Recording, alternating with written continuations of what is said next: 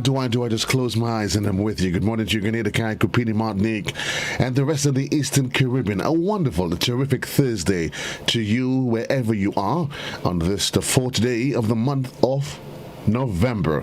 We continue to countdown towards the best season, some say, in the year, that of Christmas. And we're happy that you're here with us in the morning time. I'm Joseph Cadone. We say thanks for waking with classic and GBN television in the morning time. Another great day. We went to bed, we rested, we up and about, and we're ready to do this, Grenada. You are ready to do this. You're ready to commit yourself to another great day of productivity. Another day when you could inspire yourself to be greater. Good morning, good afternoon, good evening, good night to you, whichever part of the universe that you are, that you're locked in on Classic, or you probably chimed in via YouTube or via our Facebook page. It's a wonderful good morning to you, and we hope that you are in good spirit. We started off this morning with the Unforgettable from Nat King Cole, and then When I Need You. That's Celine Dion's version, but of course there is the original version. I like the one from Leo Says, actually, When I Need You. I just close my eyes and you are there with me. Well, what I need you to do now is I need to share with you is the word for the day. And the word for the day is savvy. Savvy. And it's an adjective, and it is spelled SAVVY. Savvy. The word for the day is savvy, and savvy, having practical understanding or knowledge of something. You having or showing perception, comprehension, or shrewdness, especially in practical matters. That is the word savvy. But it's interesting because we always say to you that different words are used in different contexts. It may change. So say savvy as an adjective, as we just gave you the definition there. It's used as context, and there's savvy as a noun, where you say he or she. There's political savvy. That's another. That's the use of savvy as a noun. Now you probably would consider what are other words that you can use for savvy. So synonyms for savvy: astute, canny, clear-eyed, clear-sighted, hard-boiled. Hard-headed, heady, knowing, sharp-witted, shrewd, and smart. Those are just some other words that you can use as an adjective for the word savvy. And then, as a noun, experience, know-how, proficiency, skills. The word for the day is savvy. That's the word for today. He's a very savvy investor. Or he is savvy about computers. Maybe that's what we're talking about. Your little 10-year-old, your 15-year-old that is savvy about computers. So the word for today is savvy. Now, what I want us to continue with, yesterday, we started a conversation about optimism, and which we started a conversation regarding how do you train your mind. I know we said train your mind, because a lot of things it does not rock. It doesn't just, some things come to us naturally. Other things we have to make a concerted effort. So yesterday we spoke about training our minds to become optimistic. And it is something that you have to do. So we talked yesterday about eliminating negativity. Yeah? Instead of saying I can't or I always give up, you insert the negative, for example, with a positive. So, yesterday, instead of saying, I'm lazy, a better way to frame it is saying, you know what, today, I did not accomplish as much as I wanted to. So, positive mental attitude. Now, another way to train your brain to be more optimistic is by recording positive events during the day, no matter how small. It will help literally to lower your stress, on non-profitable things. So if you pass a particular beautiful garden, that's a beautiful garden. Nothing's wrong with that. Highlight it. You pass, you see your co-worker, she's adorned in a really nice outfit. compliment her. That's a really lovely outfit you have. Or they did something exceptional. Instead of highlighting the negativity, then you could say, you know what, Mikey? That was a very excellent suggestion that you made. I really appreciate it. So it's about changing. Coaching, they've always said, for social progress, ask us to make hard work, not to do hard work, but to make a difference. So we're working with ourselves and our clients to gain benefit.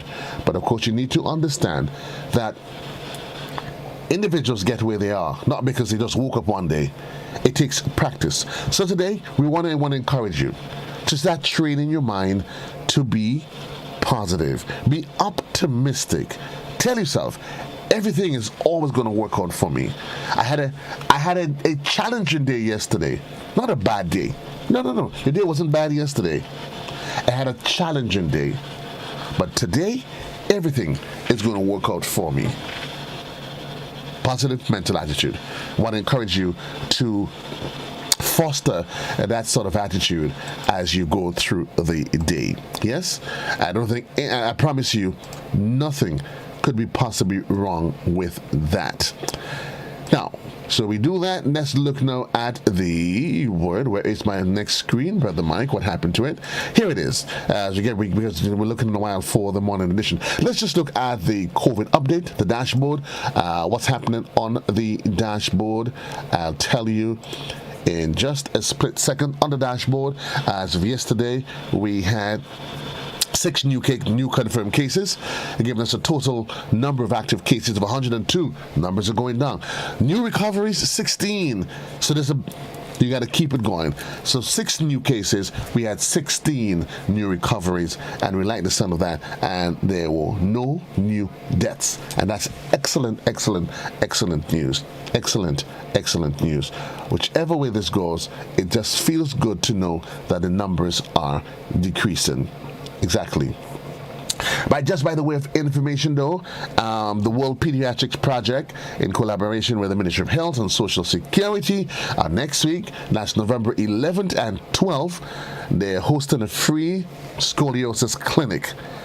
Yes, and it's at the General Hospital, and it's open to all children and young adults up to the age of 21. That has nothing to do with me, and a lot of other individuals. So, if you are interested, call 405-970. Yes, 9700. It's a free scoliosis clinic, and that's been put on by the World Pediatric Project, WPP, in collaboration with the Ministry of Health and Social Development.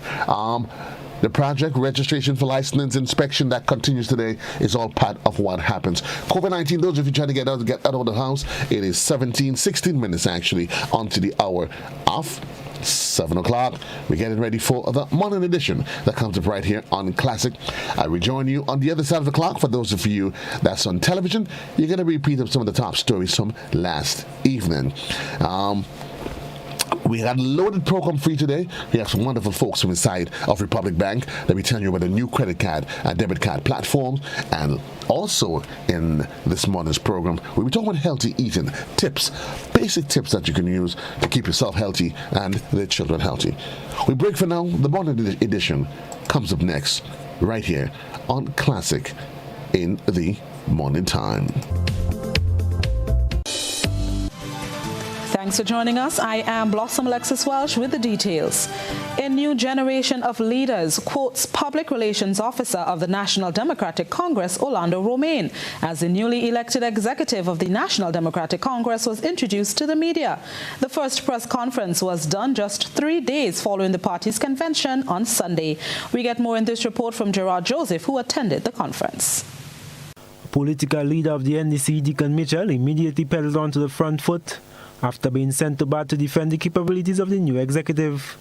The youthful dynamics of executive members and their ability to lead have come under scrutiny by several individuals and parties following Sunday's convention. Citing the age and experience of former prime ministers on being elected into office, Mitchell emphasizes the quality of experience within the party. But I think if we're talking transformation, I think if we are statistically accurate and if we look at it, you are more likely to begin the process of transformation or to change if you have youth on your side. That's the reality. The person who created Facebook isn't 80 years old. The person who created all of these social media platforms are not 80 years old. If we talk about modern technology in agriculture, we're not going to expect the 70-year-old farmer to use modern technology. We're going to expect a 20 or 30 or 35 or 40-year-old. Addressing the popular issue of vaccination, NDC's new leader, who has been called upon to make his stance known, has this response. We have to find a policy that is capable of recognizing that there are persons who genuinely, based on their conscience and their belief, do not wish to be vaccinated. And at the same time, ensure that they're in a position where they can earn a living. The challenge you face is that if you work for persons, because an employer also has an obligation to make sure that the environment is safe, is that when you work for someone and in an environment where there is no law prohibiting it, which says, I want you to be vaccinated, and you do not wish to be vaccinated, then the reality is you face the choice of potentially losing your job. And so this is not something that should be considered lightly or without empathy. So yes, I am concerned, given the low rates of vaccination throughout Grenada, that there may be significant portions of our population who potentially face poverty. The question is, our government needs to address how do we deal with that. The political leader also had to defend his law firm representing SGU against unvaccinated workers left on the breadline due to their decision to not take the COVID-19 vaccine. My responsibility as a lawyer to a client is a completely different skill set from my responsibility to the citizens of Grenada as a politician. As a politician, my job is to work for and on behalf of the citizens of Grenada. So I really don't, in fact, I think anyone who understands what one's obligations are at any given point in time, I think people would recognize that I would have no credibility if I did not represent my clients to the best of my ability. It is that same credibility that I bring to the political stage. He is confident of himself and the party's chances at the next general election, constitutionally due in 2023. I am Gerard Joseph for GBN News. Many say it's time for a change in Grenada's political landscape. But what type of change are people looking forward to? Chrislina John put this question to several Grenadians and shares their perspectives with you. With the National Democratic Congress under new leadership in the person of Dickon Mitchell, many are of the view that the party is better positioned to contest the next general election, constitutionally due in 2023. This young man says, should there be a change in government, there should be more transparency when conducting the country's affairs. Change are looking for more transparency in the government, and the Prime Minister need to be more open in what they're doing. When we're seeing people here and we don't know what's taking place. We're getting assistance, but do we know how the bill paying? How much we pay back a country when a country borrowing money? That's what you need to know about. This elder citizen sees self-sustainability as the way forward in terms of change. He believes whichever political party forms the next government, more emphasis should be placed on agriculture, thereby lessening the country's import bill. Because it change if the country could change economically, right? And stand planting back and try to get agents to take the stuff we shipping. Could do that. So you have to pay so much for food import. You understand? That would be better. So we could sustain ourselves. You have nothing else. Here's this man's view. The government here, you can see, you don't have a government. Everybody just rob and do what they want. Bankruptcy, and you have nothing here. What do you hear? Make them to understand I'm the prince and I don't need to go through that. You understand? Tell children to surrender because they don't do nothing and let could do something because. For most of the other individuals, the availability of jobs and a better healthcare system is what they are looking forward to see improved. The health system. We need a better health system here. It's very, very poor compared to the other Caribbean islands. Yes, if the government could at least provide more jobs for everybody, not just the young, for everybody, and a better healthcare system, I think that's a good way forward for the country. Actually, what I am looking for, changes, yes, are there to be made, but we have to be very skeptical about the change that we go making. Oh, God is great. What I'm looking for is to see that the country go better and go forward, and and that people get more jobs and help the poor like me. Policy is they have to look out for the young people and try to do better, not to be on the same thing they used to do. Above it all, this 89-year-old woman believes God is the answer. Yeah, nothing else in the world now but trouble. So it's God we have to look for. We have to pray and ask Him for His blessing and protection and deliverance. So that is what we have to do. And ask Him to kill this thing that they need. They cast it in the sea of forgetfulness. And let us have peace and love. Christina John, GBN News. In other news, the Morris Bishop International Airport expansion project is heading into full swing as two minor projects are commencing to facilitate a smooth process for future repairs and development. A temporary asphalt plant along with a bypass road are the two initiatives that precedes the expansion. Gerard Joseph has the latest update. This is the site of the asphalt plant, which will supply materials for the expansion project of the Morris Bishop International Airport. First announced during the 2018 budget presentation, the Morris Bishop International Airport expansion project is being funded by a concessional loan of $66 million from the People's Republic of China. During Tuesday's post-cabinet briefing, Minister for Infrastructure Nolan Cox was asked to update the media on the status of the project, which now includes the construction of a temporary asphalt plant. One of the deliverables is resurfacing of the airstrip. And for technical reasons, in terms of the integrity of the asphalt, the relaying of the asphalt, it would make sense to have the asphalt prepared as close as possible to the work of implementation, the site of implementation, so that the asphalt can be laid at the desired temperature. Hence the reason why an asphalt plant is set up. It's a temporary site that is set up. The minister says the necessary procedures to protect the environment have been completed before construction began. They would have done an environmental impact assessment that would have gone through physical planning and approved before setup. Once the project is completed, that plant will be dismantled and removed. For obvious reasons, it would not be able to remain there because of the proximity of the airport. Minister Cox notes designs for the MBIA expansion are also being finalized. We already have approval for the commencements of the work on the bypass road, and that road will go all the way. You won't have to pass in front of the airport going forward, and so we should see commencement on that road very soon as well.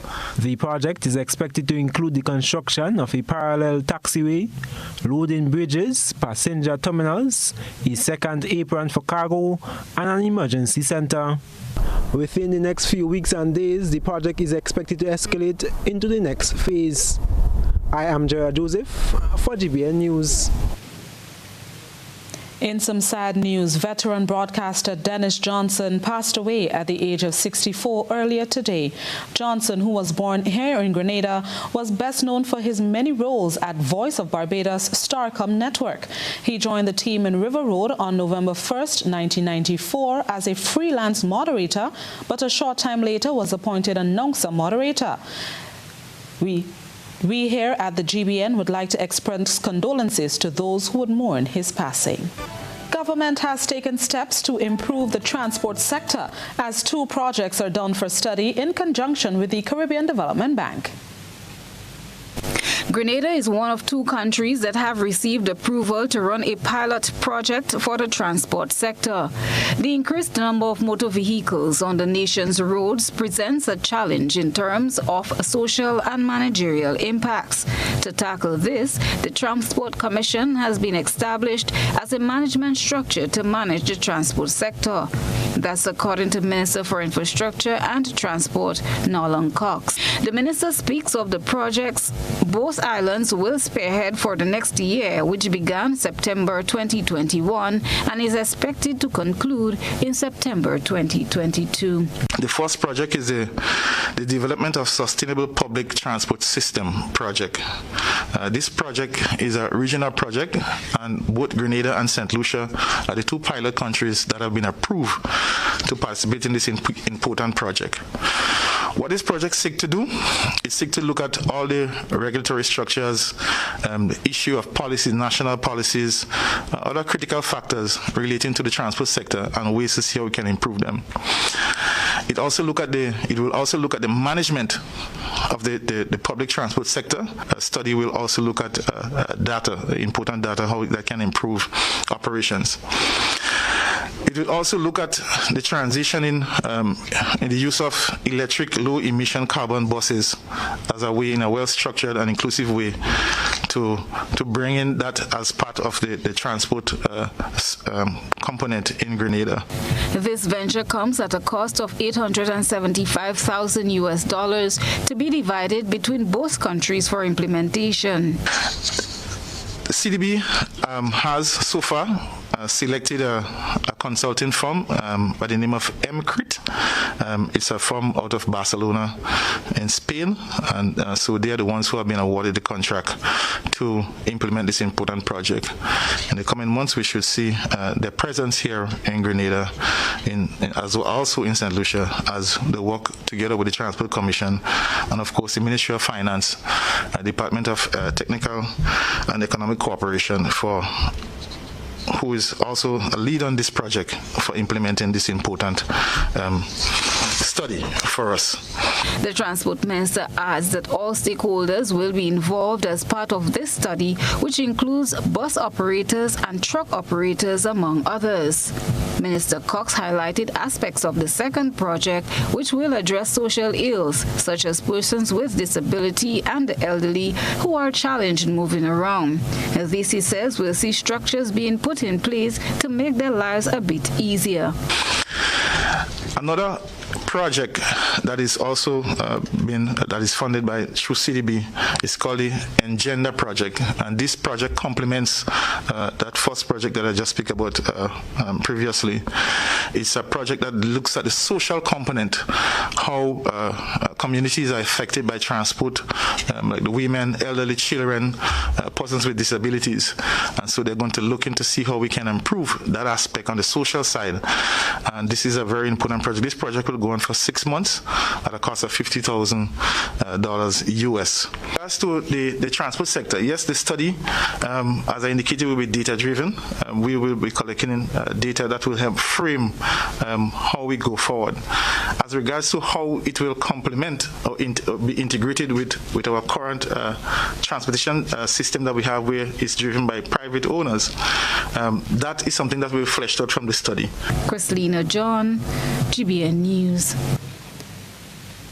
Following the announcement that Prime Minister Dr. Keith Mitchell received his COVID-19 booster shot on Monday, Minister of Health Nicholas Steele confirmed to the media that he too has received a booster shot over the weekend. Gerard Joseph has the details. Acting Chief Medical Officer Dr. Sean Charles says the Ministry of Health is not opposed to vaccine booster shots and will eventually make it available to persons identified in special need of a booster shot.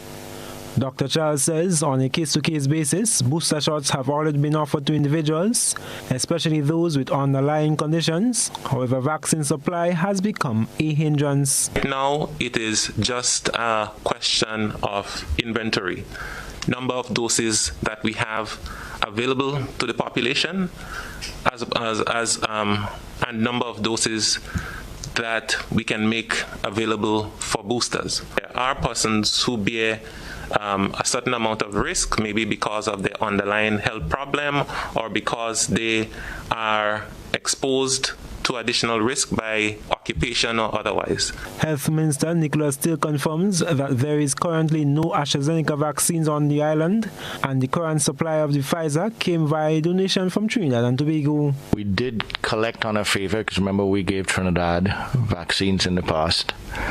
Trinidad sent 2,000 doses of Pfizer for us over the weekend. That's currently what we are utilizing, because we had almost used up all of the Pfizer. We had used up actually by the weekend.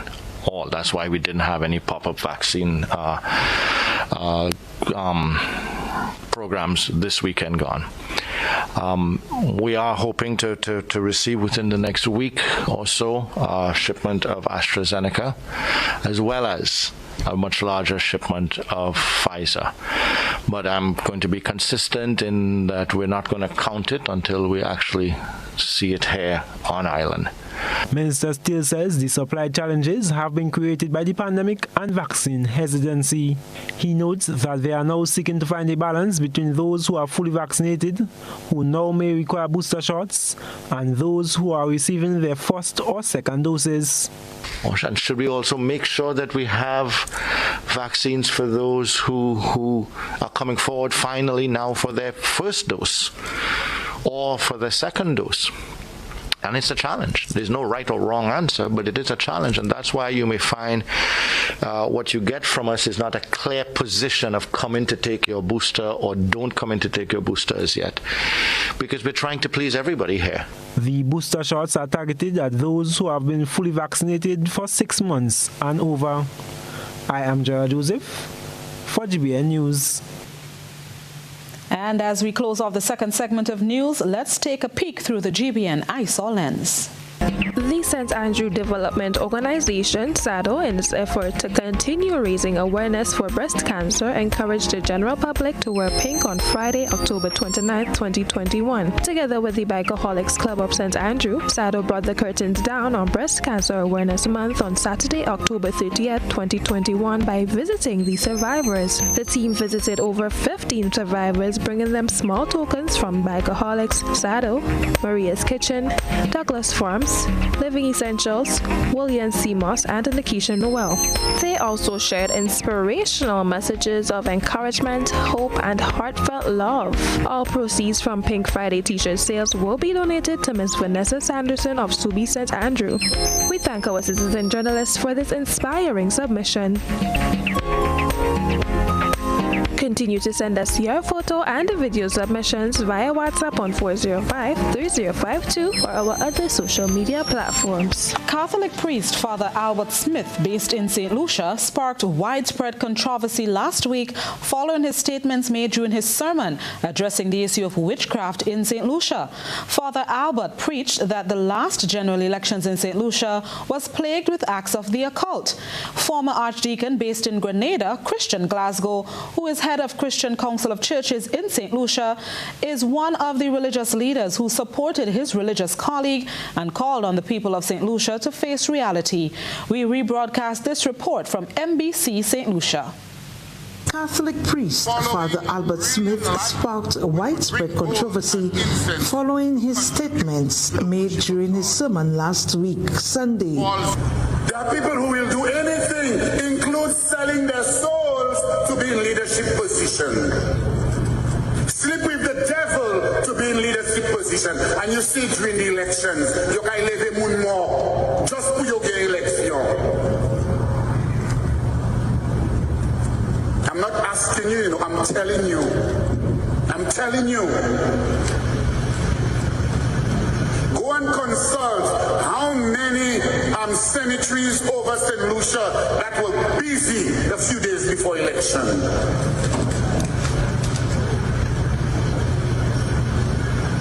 And we call ourselves Christians. The people who are involved in this thing, they come to the church, they come to the Catholic Church, they come and receive communion. And I mean, you can praise more day, but they're sleeping with the devil to win elections. That can never be a fake.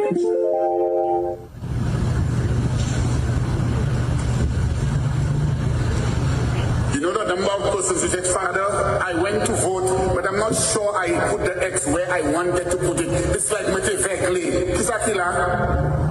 Kisakila. And then you come and tell me it's a fair election. People doing all kinds of nonsense. Sleeping with the devil to be in leadership. That is not servant leadership. That is not servant leadership. Father Albert's statements prompted calls for disciplinary action to be taken against him and triggered the demands for the priest to issue an apology. However, the head of the Christian Council of Churches, representing faith-based organizations across the island, Archdeacon Christian Glasgow, says the priest has no reason to apologize. Why does he need to apologize? I think anybody who lives in St. Lucia who is asking for an apology from Father Albert is been a blind eye to the reality around us. You just have to look at what happened here in St. Lucia within the last 6 weeks and as recent as Monday. What is the issue about that thing on the bank of St. Lucia steps on Monday? How blind can we be? And when we look at the behavior of our people, how blind can we be when you see them moving about in the cemetery at odd hours? What apology are we looking for? He says people need to acknowledge Father Albert's statements, which were an indictment against St. Lucians that claim to be a Christian society. The point that is being made that in every aspect of life here in St. Lucia, we seem to be serving more than one God. And the issue of witchcraft is something that is found permeating just about all areas of life here in St. Lucia. It is used by a number of persons, a number of entities, and Father Albert is making a point that even in the recent held election here, all type of persons were involved in witchcraft, hoping for a successful end. Archdeacon Glasgow believes that St. Lucians needed to review Father Albert's statements to determine whether or not the country is a Christian nation. He emphasizes that the heart of being a Christian nation is to serve one God and not two types of God at the same time. The head of various faith-based organizations further explains that issues of witchcraft and dabbling in dark activities must be cast aside for people to truly become a Christian nation serving one God. He says the time has come for St. Lucians to open their eyes and to realize that it is a reality dabbling in their faces. This nation is dabbling in witchcraft at a high range of levels in business. And even within some of our churches, there are members who claim to be staunch Christians but are involved in other issues that will make you wonder which God are they serving. We, as persons living here in this nation of St. Lucia, need to stop sticking our heads in the sand and look at the reality before us and let us deal with it collectively as a nation. We need to return to a way that is dictated by Almighty God. The head of the Christian Council of Churches notes that a census which was conducted 10 years ago indicated that a growing number of persons had no place in their life for God. He says the usual conversations, crime and violence currently occurring in St. Lucia are clear examples of no regard for God. In addition, Archdeacon Glasgow says when someone could easily snap the life out of another human being without any thought is simply a situation where God is no longer relevant in the lives of many, and as a result, the nation is paying the price. Cecil Actil, NBC Prime. Stay hydrated after an emergency or disaster. Store bottled or clean drinking water in tightly covered containers. Store at least 1 week's supply, 1 gallon or more a day per person. Do not drink tap water until you are told it is safe to do so. A message from the Grenada Food and Nutrition Council in collaboration with the Ministry of Health with support from the Pan American Health Organization.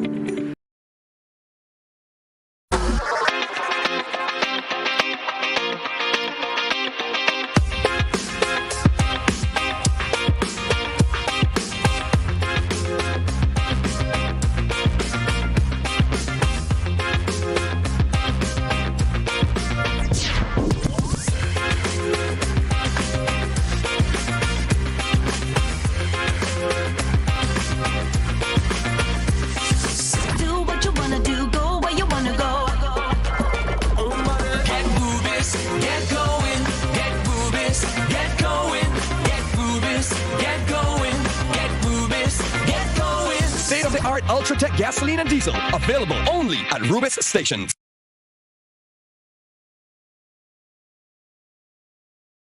Are you looking for quality herbs and herbal supplements, or are you thinking about having a complete body cleanse to jumpstart your health? Then no need to look further. Visit Nirvana Natural Health Clinic, Detox Center, and Natural Health Store. We carry a wide range of herbal products for kidney and gallstone cleansing, male sexual enhancement formulas, asthma and sinusitis, gas and bloating, acid reflux, constipation, arthritis, imbalanced hormones, female health issues, liver cleansing, weight loss, and so much more. Also available, colonic irrigation, holistic health consultations, essential oils, and diffusers. Look out for our online natural health store coming soon. Call 231-6642 for 18-7115 or 449-7753 to find out about our delivery options or to book an appointment. Visit us at Belmont St. George's, close to the Foliage, Monday to Saturday, 9 a.m. to 6 p.m. Nirvana Natural Health Clinic. Detox your way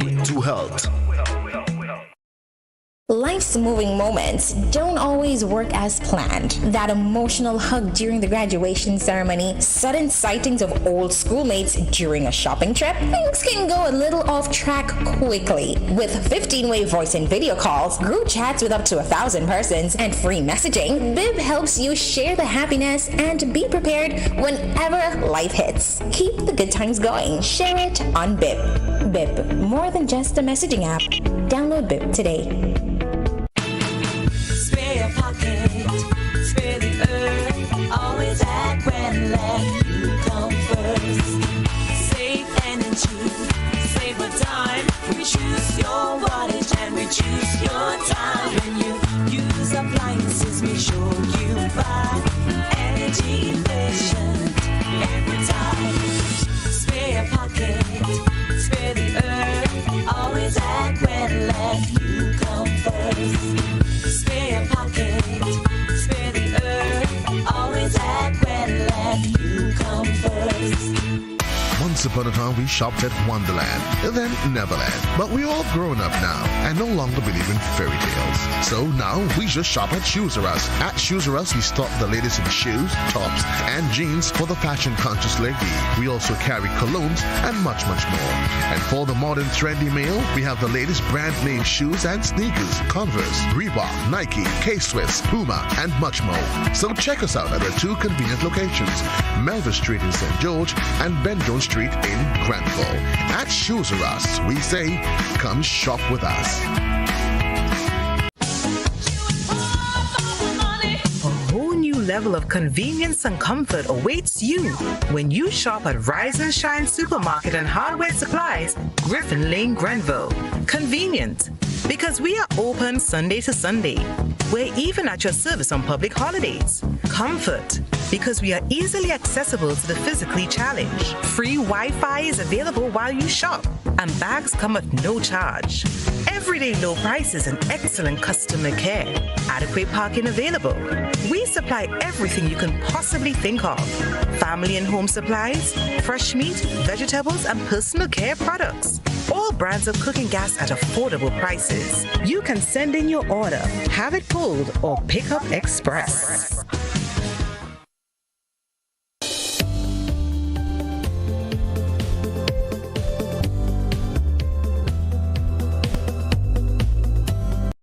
His love, yes, is real.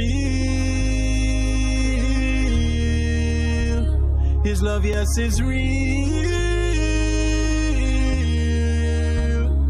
Jah is my light on the battlefield. Him and my strength and my sword and my shield. Jah is my light on the battlefield. Yes, I know, say his love, yes, is real. Jah is my light on the battlefield. Him and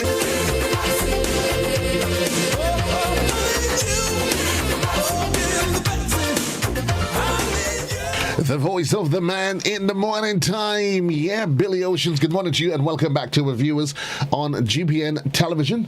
And if you're heading in for For 7:30, yeah, you get in there. You literally right now should be at your desk and ready to deliver, as is the case with my friend Paul in Republic Bank. Listen, I keep saying to you every morning, I make no apology.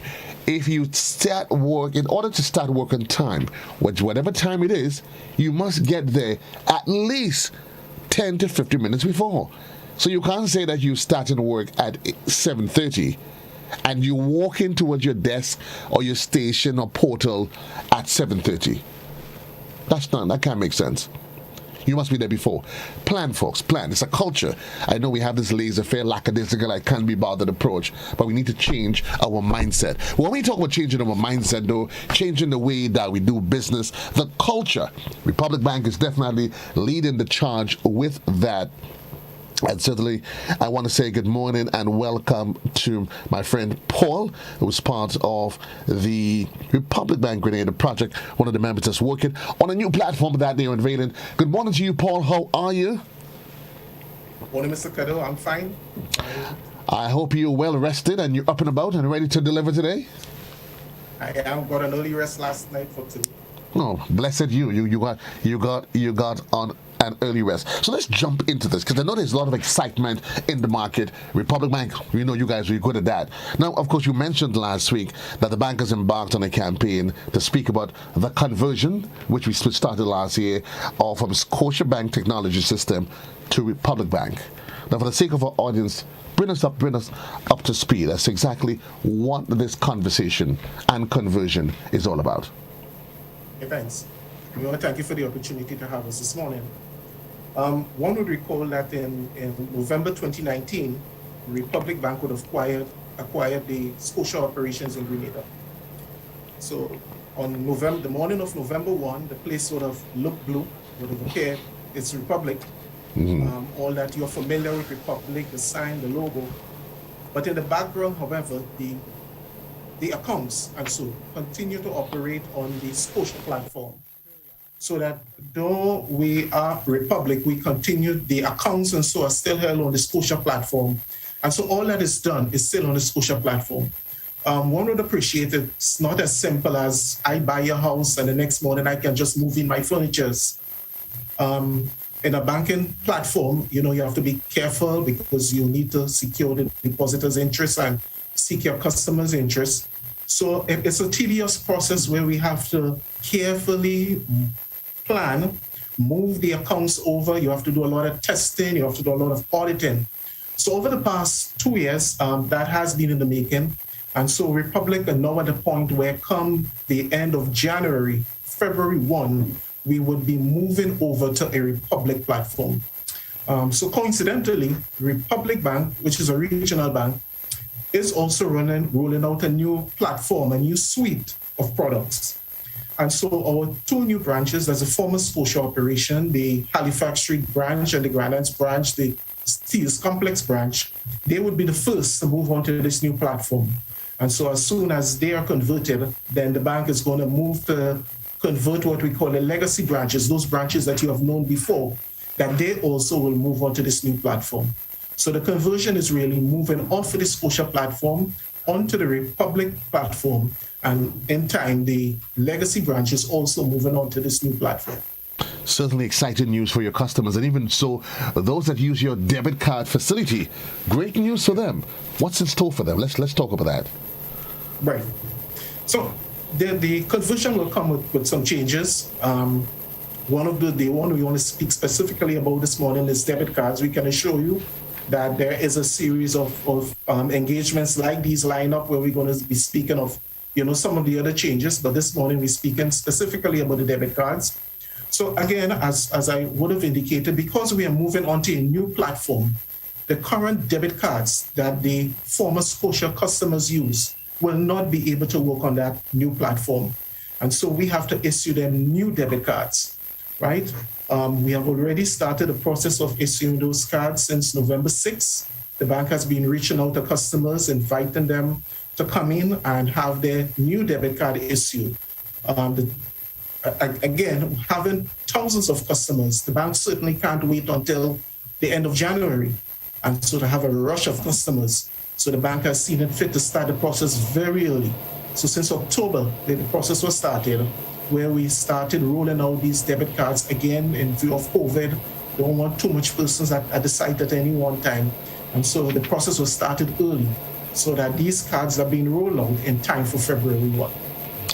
So the process has already started. Tell me, Paul, let's talk about how exactly it's going to be issued and what is it that the customers needs to be done on the customer side to ensure that they're actively a part of that process of getting their cards replaced. Right. So the bank has embarked on the mode of operation is that we are reaching out to what we call cohorts of customers. So every day we reach out to customers either via email or SMS, asking them to come to the site. In fact, the site is a Radisson. So for the past month, the bank has been at the Radisson, the ballroom that is, issuing these cards. And so as we reach out to customers, we invite them to come with their existing debit card, a piece of ID, and we would give the process of issuing their new cards and pinning their new cards. And so it's at a Radisson, and so if customers are coming, they should come to that's the Wall Street end. You can access a Radisson either opposite Food Fair or via the Wall Street end. So we're asking them, come down via the Wall Street end. The process is not long, within 10 minutes. The bank has really invested heavily in this. We have a large team on hand to process these cards. So we're inviting customers to come, again, walk with a piece of ID and the existing debit card. I am curious to note, Paul. I walk in, I take off all of the pleasantries. Can I just take my card and run across to IGA or one of the supermarkets and use it right away? Can I?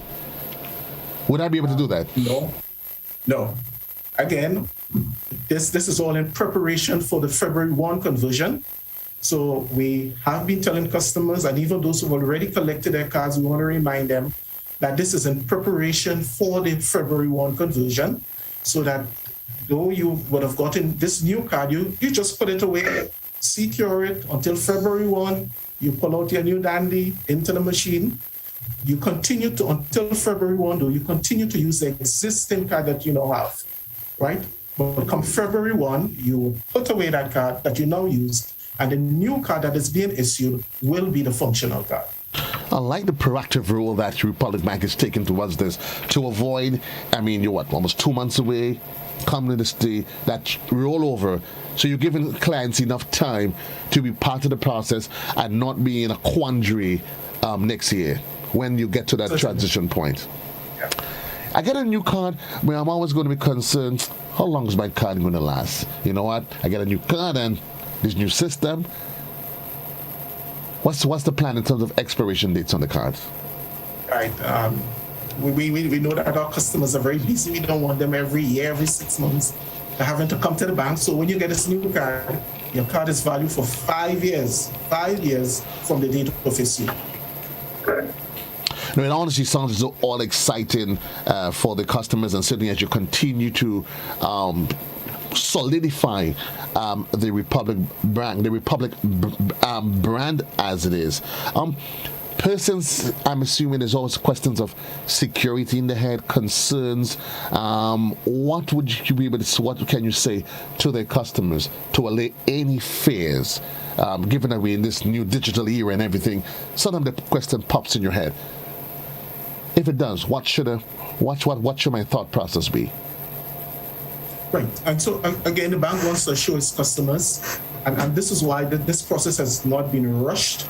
The bank has been very careful. Let's take our time. Let's do this right, because we're dealing with depositors' interests, with the customers. People are very particular about their money, and rightfully so. So the bank has been very careful to make sure that we have gone through a very rigorous process of testing, auditing, retesting, auditing. And even the bank's track record shows that the Republic Bank is very keen on security. And again, the decision of itself in this exercise that we would have acquired the operation in 2019, but the bank needed to make sure, taking its time, testing, auditing. And so the bank is now comfortable that it's at the point where things are fairly secure, very secure, And so you can now move to the conversion on February 1. Moving to the conversion into the new year. Paul, is always, we hear education to the public, but information is power and it is key. What are the platforms that are available so that your existing clients or even maybe potential clients, they can reach you? Right. Again, the bank appreciated that customers will want to know. Some may be more eager to find out what's happening than others. And so Republic Bank, there's a site, Republic Bank Grenada Limited, republicbankgrenada.com, sorry. There is a page, Let's Talk Conversion. And that the bank has tried to anticipate all the questions that customers will have relative to the conversion. Mm-hmm. And so you have a section on debit cards, the section on credit card, section on checkbook, almost any question that the bank thinks that a customer will have relative to the conversion. There is a question there and the relevant answer. You can also call customers who are interested, can also call 440-4725. But we're inviting them to go to the site, republicbankgrenada.com. There's the Let's Talk Conversion. You click on it. Almost any question you can ask. But should there be a question that a customer has that is not on the site, then you can call 440-4725. 440 RBL. Thank you. Yeah, that's an easy way. In case you're having a difficulty, 440 IBL or 440-4725. Email address. Do you have a website though? Did you give us a website? Yes. Yes. So the website is republicgrenada.com. Republicgrenada.com. Yes. And there is a tab. Let's Talk Conversion. Right. Where there's a questions and answers. And the email address conversion@rfhl.com. Yes. That's the email. Paul, it sounds like yet exciting times. It is the season of great news and happiness. And I realize it is just good that at least we've had a difficult year, but certainly at Republic Bank, you're stemming the tide of bad news and you're allowing us to usher in a new era of banking. And I'm certain that your customers, they would thank you. And Grenada would thank you for the new frontier that you're taking us into. Certainly.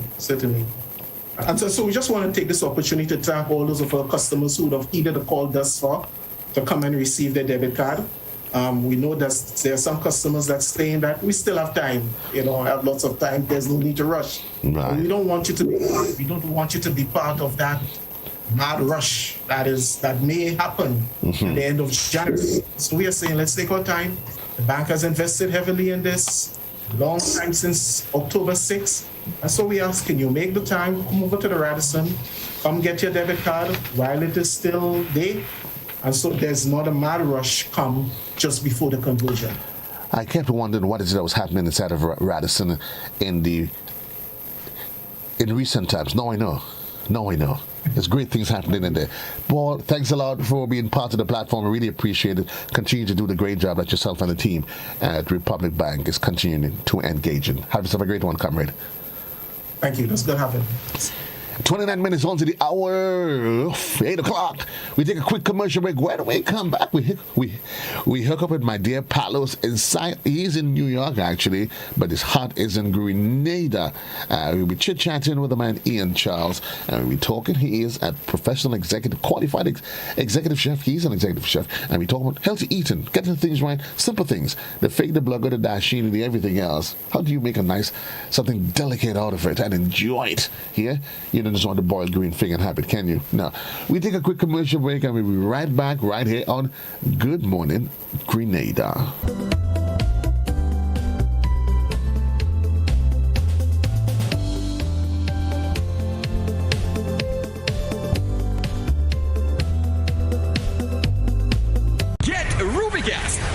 Cooking. Rubigas, clean, safe, and reliable LPG is the perfect solution for your commercial and everyday needs. For cooking at home or barbecuing, choose Rubigas LPG cylinders. Available in a variety of sizes from 20 to 100 pound cylinders.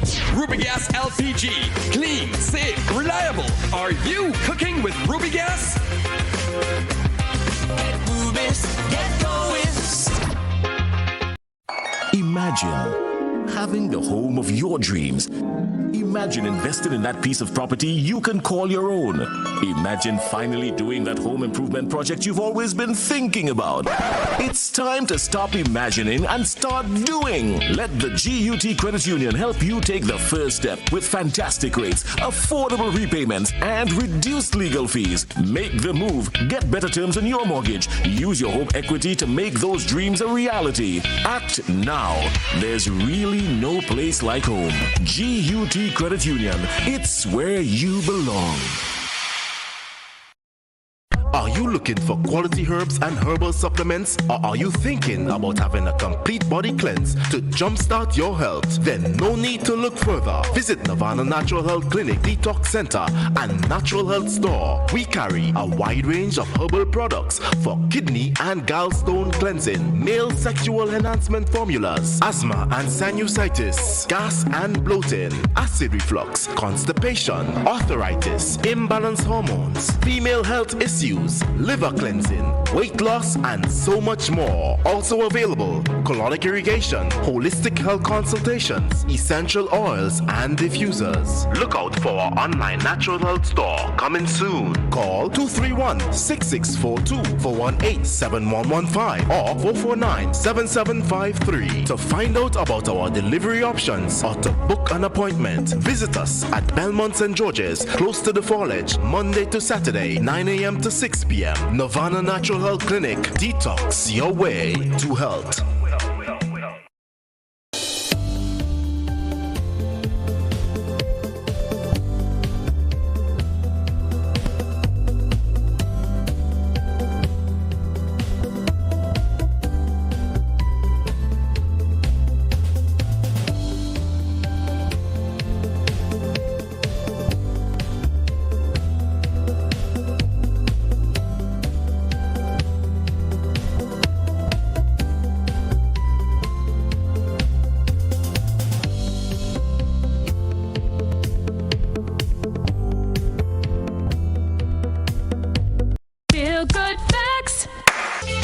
Avoid the most common causes of spreading the flu. Cover your coughs and sneezes with a tissue, dispose of it straight away, and either wash your hands or use an alcohol-based hand sanitizer.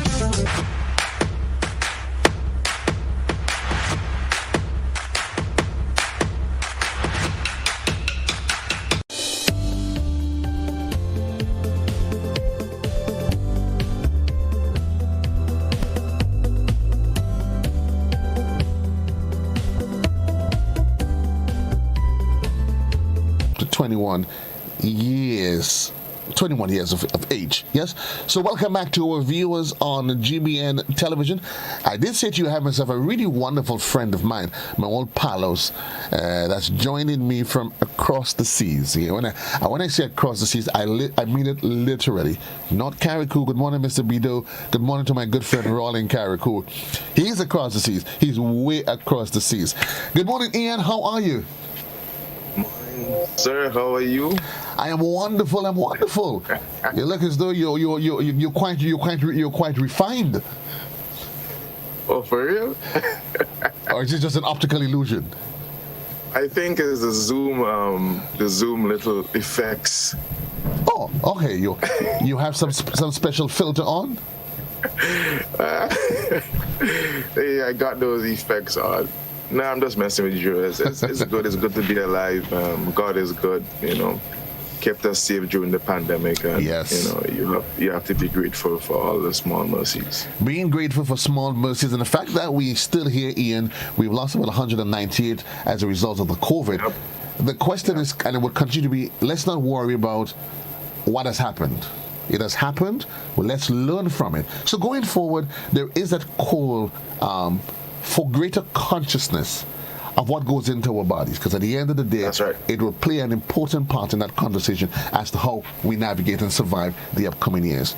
Definitely. I mean, we are what we eat, and I mean, it basically sums it up in a nutshell. Well, if we are what we eat, and what I ate for the day is to define me, then right now I am nothing. Because I haven't had anything for today. I'm having some ginger tea as we speak. So right now, you're having ginger. Nice way to start, though. Nice way to start. I didn't know you always a guy, Ian, that promotes eating healthy. You're an executive chef, so you understand and appreciate the value. What's the nutritional value of a nice cup of ginger tea in the morning?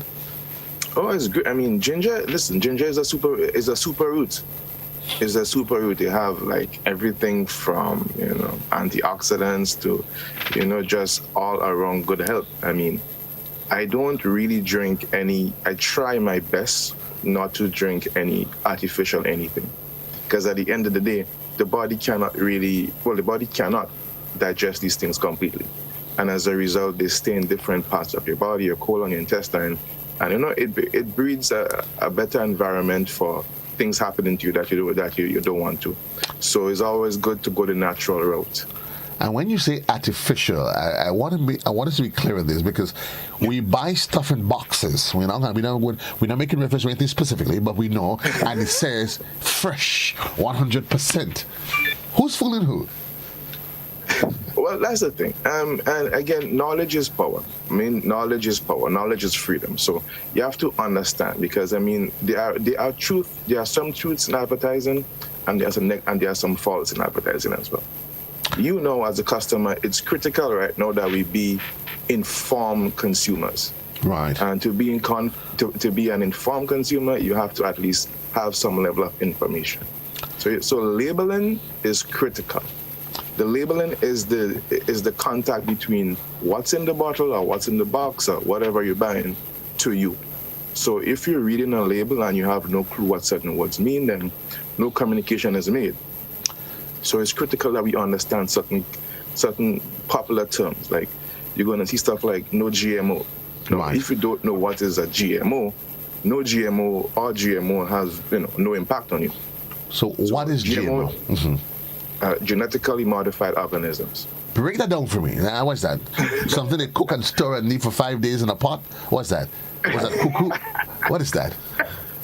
All right. So genetically modified organisms, or GMOs, can be defined as organisms, i.e. plants, animals, microorganisms, right? In which the genetic material, the DNA, intricates of whatever you have has been altered in a way that does not occur naturally. Lab stuff, artificial stuff, not real. So that cannot be natural. It cannot be natural. And that's the issue. And again, you have to understand food from many perspectives, because in the late 50s, 60s, the food industry took on a role of, hey, let's mass produce some stuff. And as a result, to mass produce stuff, you had to come up with some kind of artificial way.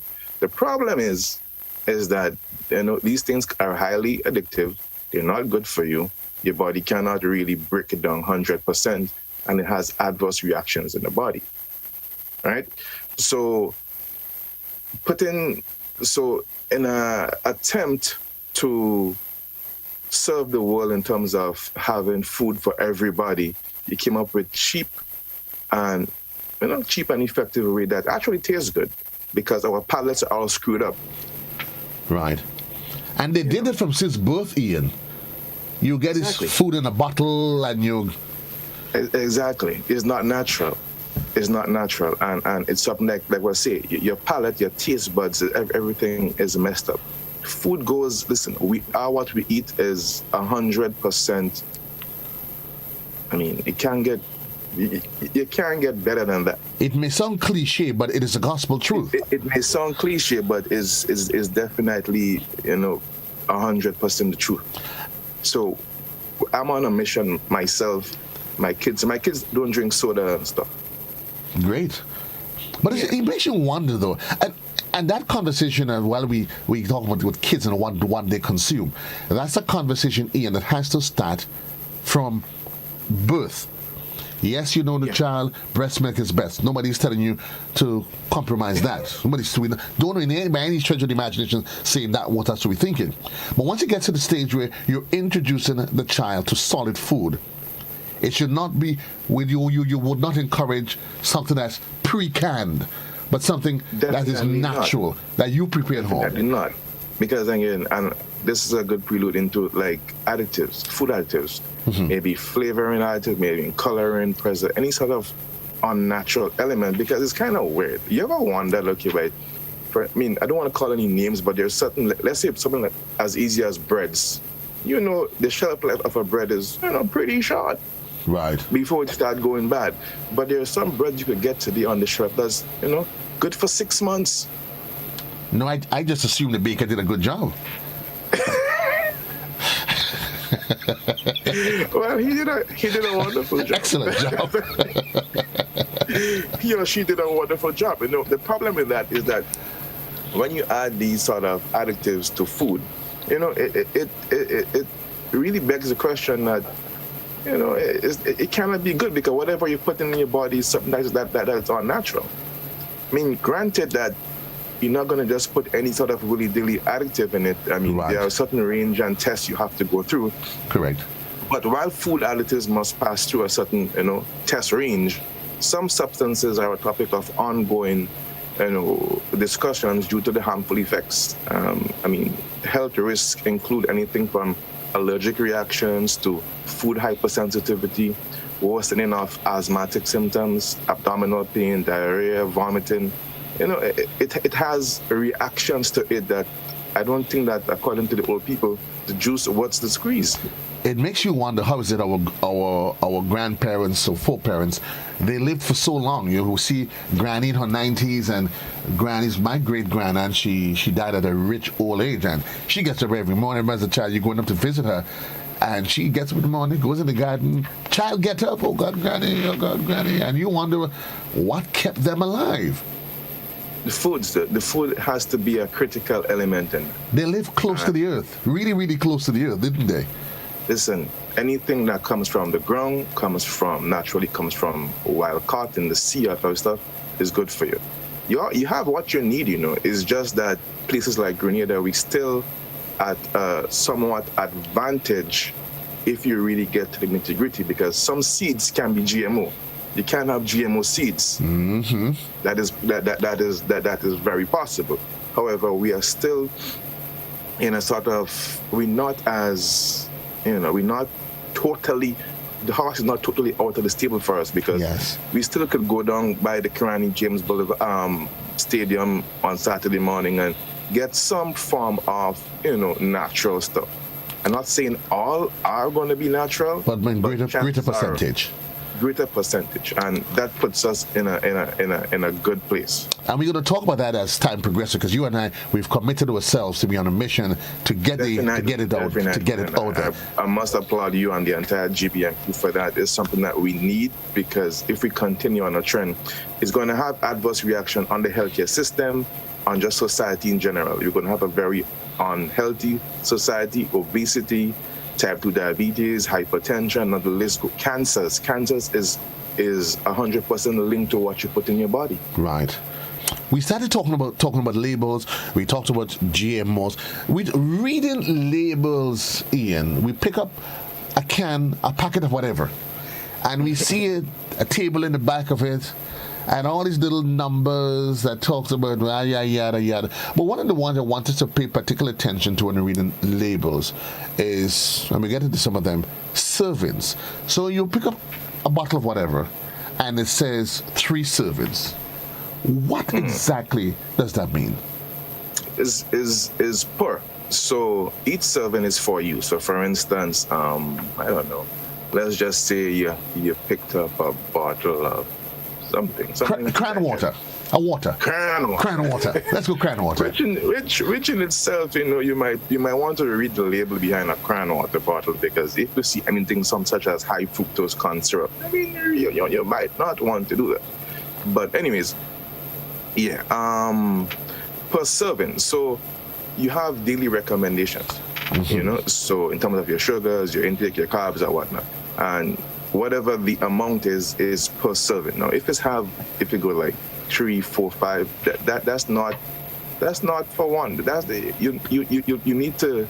Everything is good in what's the old saying? Everything is good in moderation. In moderation. Now, next thing I want to talk on in terms of same serving, but in the back of in the label as well, you're going to see E numbers on numbers. Now, the E numbers is just a European system. However, numbers also come without any sort of numbers, letters in front of it. So the E numbers are the numbers in any sort of ingredient list of your packaged foods. Now, these are just numbers that is going to replace the chemical name or the common name of a particular food additive. So it's critical sometimes you understand some of these numbers. Now, numbers are arranged from all different types, so it's just a matter of informing yourself. However, the critical things about these stuff is that you need to be on top of it. So you mean, Ian, they actually tell us what's in it? They put it there, but we're ignorant. That's what I said, that information is key. Information is wealth, It's not really money and stuff, Once you have information in today's world, you're good to go. Remember, they said it is the information age, right? It is the information age, and most times we see these. It's in small prints to start with, so nobody's going to force their eyes to do it. Why am I going to pick up a tin of whatever in the supermarket and go trying to force my eyes to read what's in the back of it? But you saying, Ian, it's important that we get into the habit of reading labels, making sense of it. I buy a tin of whatever, and it says to me, sodium, this, that. Take us through what you would find on the back of an average product in terms of what it contains. It goes basically into like what you're getting, but one of the main things right now we're seeing in a lot of the foods that we consume in our hemisphere is MSG. MSG. Yeah. MSG is banned in certain places. What is MSG? That's why this thing is linked all the way from the Bureau of Standards to what we're able to import. If you even link the Grenada Food Act, just the Grenada Food Act is something that we need to be on page with, because we need to understand, are we following the Grenada Food Act? The Grenada sustainable, healthy. The Grenada what? Healthy eating for everybody. Huh? The Grenada what? Food Act. There's a Food Act. Yeah, there is a Food Act. That's what I'm saying. Bring the knowledge to the people. Critical, Information is a critical thing, because you have the policies in place to, have a healthy eating society.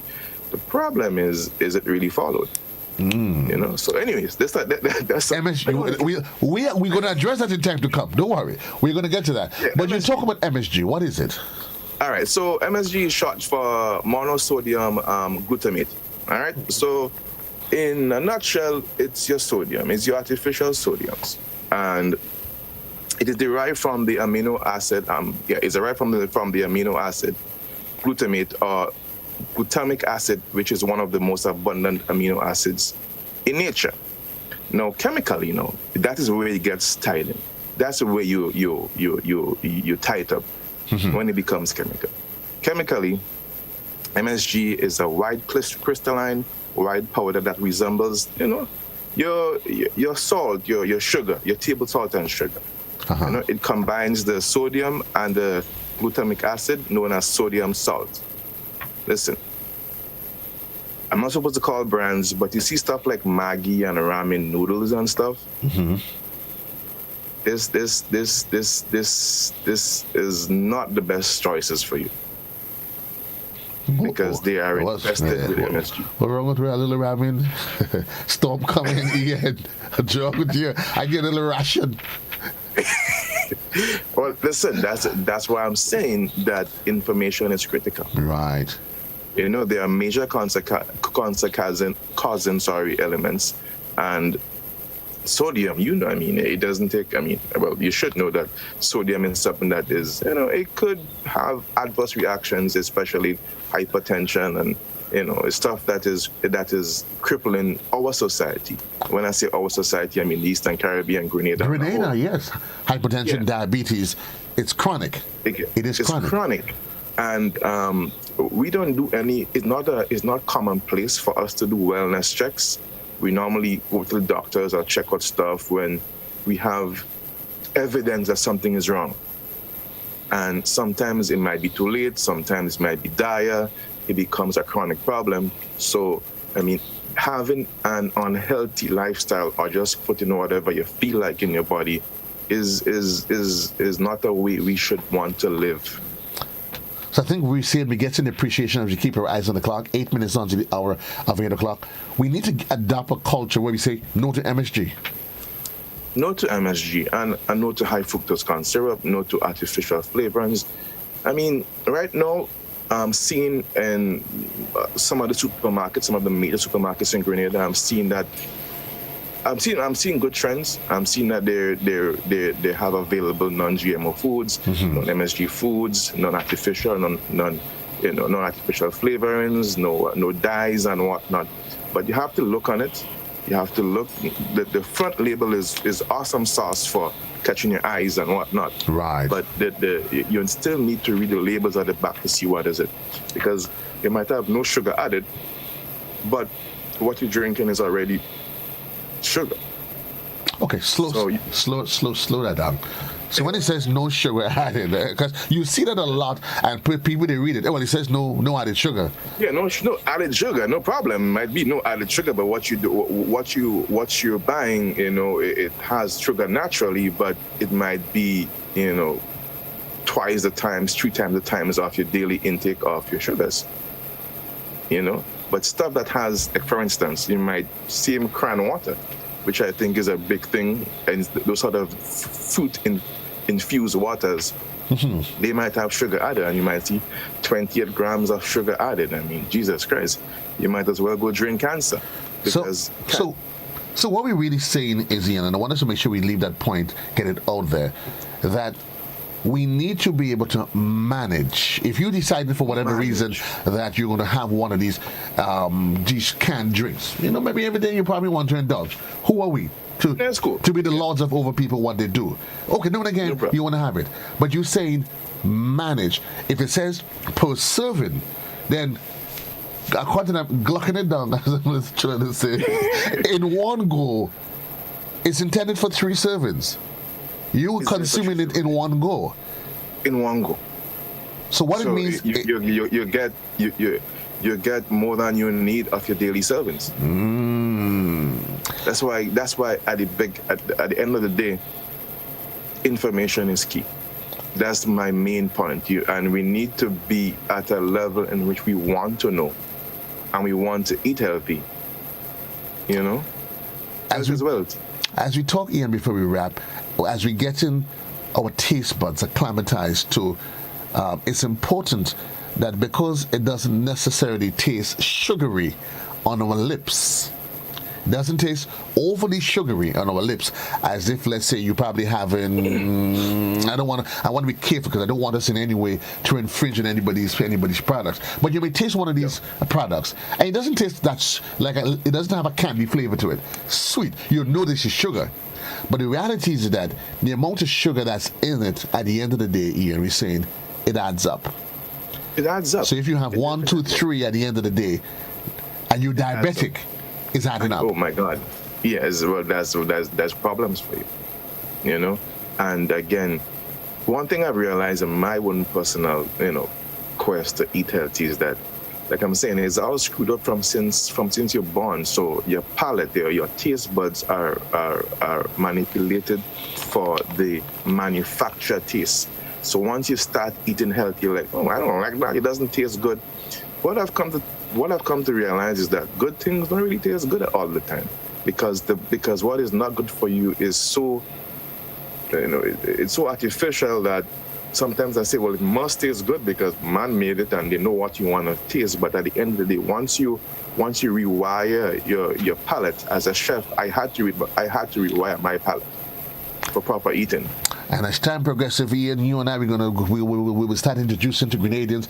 And I think before we wrap, you and I, we have discussed the fact that one of the challenges, though, is how historically and traditionally we prepare foods. So, breadfruit, it must be now oiled down. Oh boy, oh God, that again. The products are there and they're quite versatile, but I guess lack of knowledge as to how we can process them. Yeah, and again, it's different methods of producing, I mean, the same things I always tell people, the same things you could do with like any sort of starch, you could do with breadfruit. Because it's not only all along you can make with breadfruit or breadfruit chips or whatever the case. food is such a thing. Food is like music to me. There are many ways you could lay down different tempos, different methods, different styles. It's just a matter of understanding what are the methods and interpret, in this case, the food in that manner. It's an art.